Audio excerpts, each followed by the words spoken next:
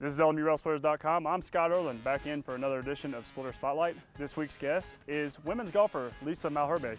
Lisa, thanks for joining us. We're just going to get a little, to know a little bit about you. Got some questions for you to answer here. First thing we want you to kind of let us know is what was it about LMU that attracted you? What brought you here?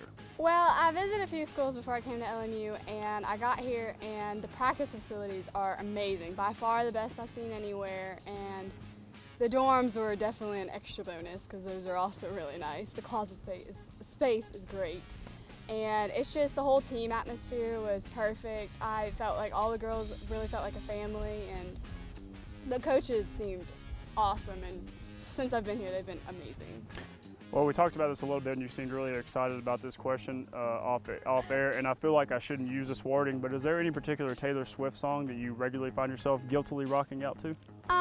Well, that's actually a tough question because I do that to all of her songs, but probably the one that I usually do it the most is Bad Blood. Just got that great little... 22 is my jam. So we could jam together sometime. Okay, sounds good.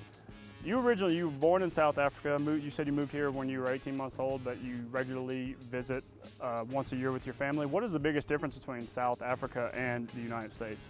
Well, the time change is definitely a big change. It takes a while for me to get adjusted, but I think my favorite thing that's different is probably the food. It's just a different culture, so it brings a different atmosphere, and when you're around the table eating all kinds of different food with family, it's different than from over here. Yeah. So. And this is a favorite question for most golfers because I think they just fantasize about this from time to time. You get a dream foursome. You can play at any golf course, and you can play it with any four or three you want. Who are your three? Okay, well, first off, I would definitely play at Augusta. That would be amazing. And then I would play with probably Jordan Spieth, Faraty, and probably Paula Creamer. Big fans of them. You had taken Charles Barkley off your list when we were off air because I chastised you for that, because that was my choice and he's been my choice for a really long time. Now, and this is a question we asked one of your teammates on the men's side. Do you have any weird pre-round rituals, maybe stuff that you do that just to get you in that zone? Well, during the summer, I used to try and play like a certain song every time. Like I played like some Kelly Clarkson every time. But usually, I always have my lucky ball marker. And one time I lost it before a tournament, and I like freaked out. I couldn't find it, and I was like, oh my gosh, I'm gonna play horrible. I don't have my lucky ball mark and everything.